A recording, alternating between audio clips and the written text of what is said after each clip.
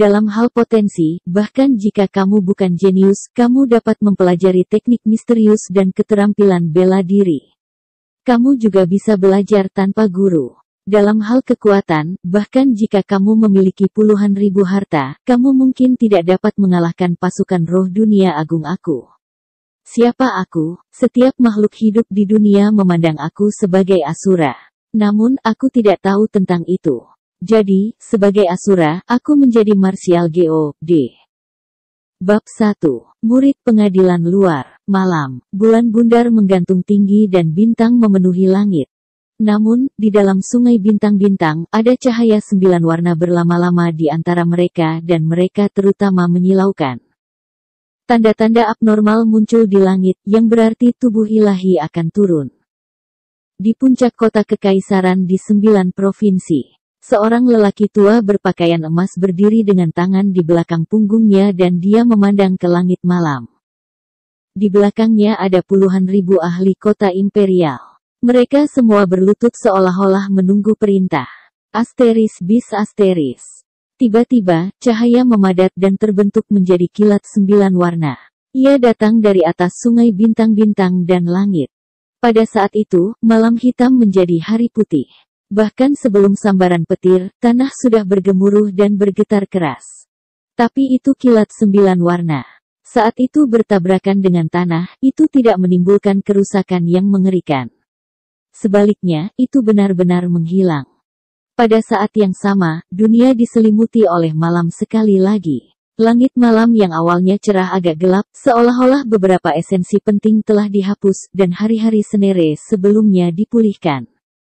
Mata lelaki tua itu sangat terang dan tubuhnya yang bersemangat bahkan bergetar.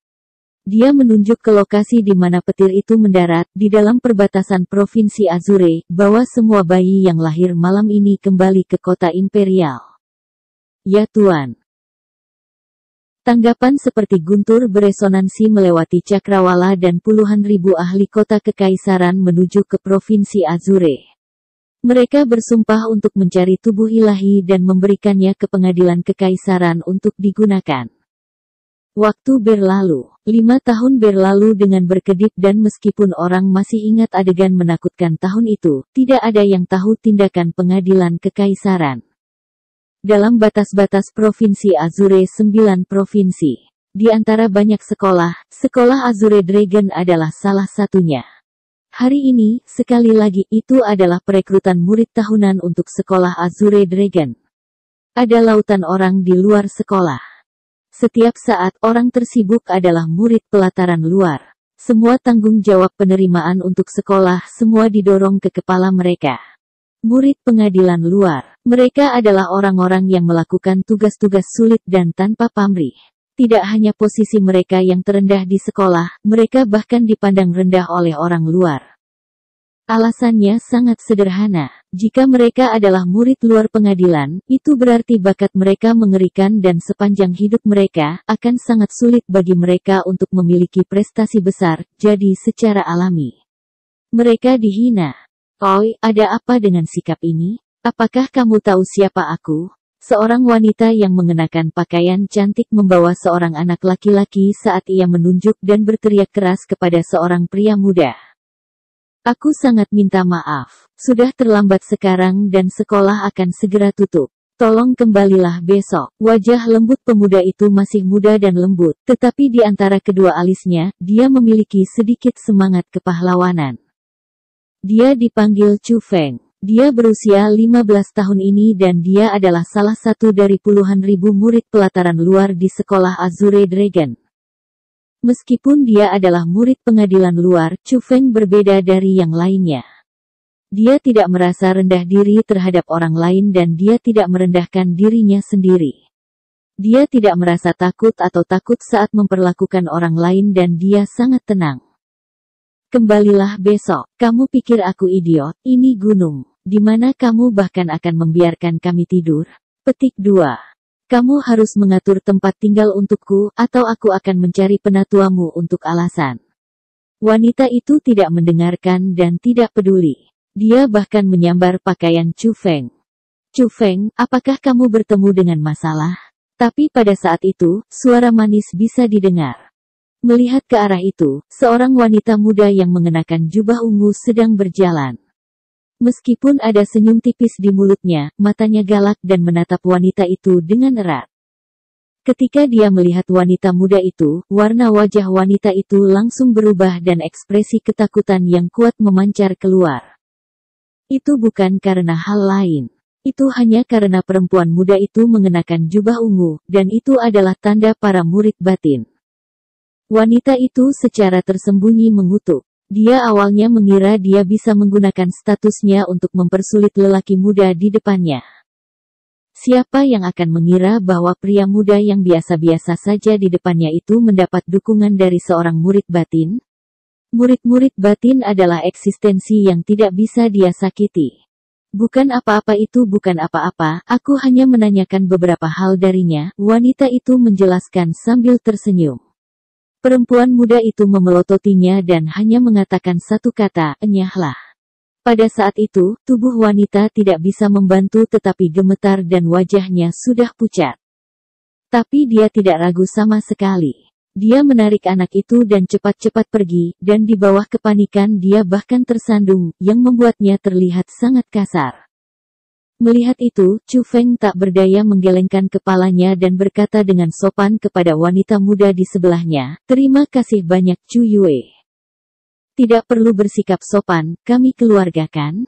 Chu Yue agak tidak senang. Dia benar, mereka memang keluarga. Mereka berasal dari keluarga yang sama, Chu.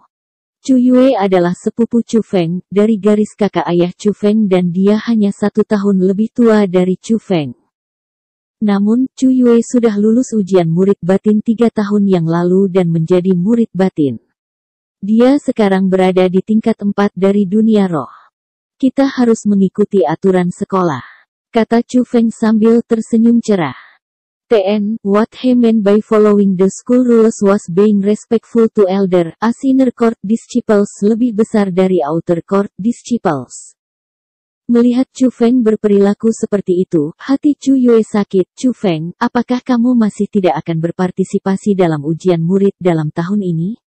Atau apakah kamu masih belum mencapai level 3 dari dunia spirit? Petik 2. Chu Feng tidak menanggapi dan senyum tipis masih menggantung di wajahnya. Tidak ada yang tahu apa maksudnya. Melihat itu, Chu Yue melepas tas dari pinggangnya dan meletakkannya di tangan Chu Feng, sempurnakan. Mungkin itu akan membantu kamu menembus level 3.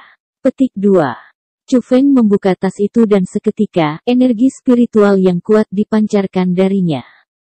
Saint Spirit Grace yang cerah, berkilau, transparan yang seukuran jari diletakkan di dalamnya. Chu Yue, ini terlalu berharga, aku tidak bisa menerimanya. Chu Feng buru-buru mengembalikannya ke Chu Yue. Saint Spirit Grace, itu seperti obat mujarab untuk pelatihan bela diri dan itu sangat berharga. Itu memiliki kegunaan yang tak ada habisnya bagi mereka yang berada di alam roh. Untuk meningkatkan kecepatan latihan mereka, keluarga Chu akan menambah 1 Saint Spirit Grace kepada anggota keluarga Chu setiap tahun. Chu Yue juga ditambah oleh keluarga, tapi dia tidak menggunakannya dan memberikannya kepada Chu Feng. Itu benar-benar menggerakkan Chu Feng, jadi dia benar-benar tidak bisa menerimanya. Ketika aku mengatakan aku memberikannya kepadamu, kamu harus mengambilnya. Kamu adalah adik laki-laki aku. Chu Yue sedikit kesal. Oh, kapan kamu begitu murah hati dan bahkan mulai memberikan Saint Spirit Graces kepada orang-orang? Petik 2.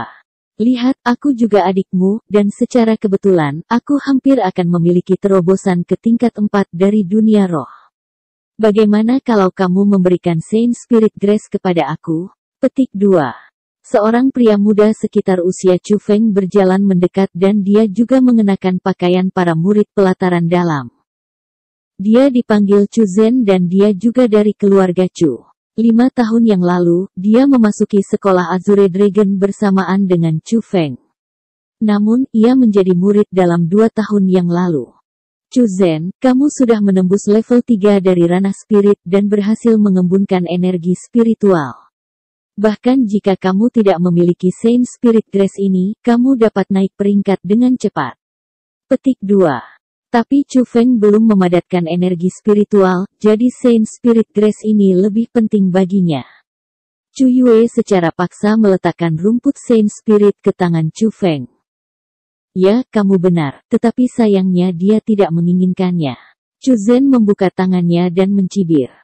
Siapa yang bilang aku tidak menginginkannya? Tapi kemudian, Chu Feng ringan tersenyum dan dengan tak terkendali memasukkan Saint Spirit Grace ke dalam sakunya sebelum berkata, Chu Yue, aku akan meminjam Saint Spirit Grace ini. Di kemudian hari aku akan mengembalikannya 2 kali lipat. Petik 2. Oke. Melihat bahwa Chu Feng menerimanya, Chu Yue sudah senang, jadi dia hanya menjawab secara acak dan tidak peduli apakah Chu Feng akan mengembalikannya atau tidak. Jika kamu mengambilnya, mengapa harus mengembalikannya? Memberi kamu Saint Spirit Grace ini untuk kamu gunakan sungguh sia-sia. Wajah Chu Zhen terlihat sangat jelek. Chu Feng hanya tersenyum dan mengabaikannya. Dia kemudian berkata kepada Chu Yue, aku akan berpartisipasi dalam ujian murid dalam tahun ini. Kamu, jika kamu bisa lulus ujian murid dalam, aku akan memberikan Saint Spirit Grace tambahan tahun ini kepada kamu. Chu Zhen menatap Chu Feng dengan jijik. Apakah itu benar? Chu Feng tidak benar-benar percaya. Chu Yue akan menjadi saksi. Tetapi bagaimana jika kamu tidak bisa melewatinya? Petik 2. Lalu Saint Spirit Grace yang aku dapatkan tahun ini akan menjadi milik kamu. Meninggalkan kalimat itu di belakang, Chu Feng terus menceburkan diri ke dalam karya para murid pengadilan luar. Chu Zhen, kami adalah keluarga. Mengapa kamu selalu perlu membuat hal-hal begitu sulit untuk Chu Feng? Chu Yue menatap Chu Zhen dengan jengkel. Keluarga. Chu Yue, kamu harus tahu bahwa Chu Feng bukan bagian dari keluarga Chu kami. Petik 2. Setelah memasuki sekolah selama 5 tahun, dia masih belum lulus ujian murid dalam. Dia benar-benar memalukan keluarga Chu kami. Petik 2. Dalam seluruh keluarga Chu, yang mana yang menyukainya? Hanya kamu yang memperlakukannya dengan baik dan kamu bahkan memberikan Saint Spirit Grace kamu sendiri kepadanya untuk digunakan. Chu Zhen benar-benar tidak mengerti. Kamu benar-benar bodoh. Chu Yue sedikit marah dan setelah memelototinya sejenak, dia berjalan pergi. Di sisi lain, Chu Zhen tersenyum. Dia benar-benar bahagia. Meskipun ia tidak mendapatkan Saint Spirit Grace milik Chu Yue, ia tahu bahwa tahun ini, Saint Spirit Grace milik Chu Feng pasti akan menjadi miliknya. Sedikit ke malam, di tempat peristirahatan bagi para murid pelataran luar. Gelap sekali. Setelah sibuk sepanjang hari, semua orang sangat lelah dan mereka tidur sangat pagi. Hanya kamar Chu Feng yang masih diterangi oleh cahaya. Dia duduk di depan tempat tidur, mengeluarkan Saint Spirit Grace yang diberikan Chu Yue dan bergumam, aku harap Saint Spirit Grace ini dapat membuat kamu penuh. Setelah mengatakan itu, Chu Feng menutup kedua matanya, menjepit Saint Spirit Grace di antara kedua telapak tangannya dan melakukan segel tangan yang aneh. Pada saat itu, energi spiritual di dalam Saint Spirit Grace mulai memasuki tubuh Chu Feng melalui telapak tangannya dan itu menyatu menjadi dantiannya.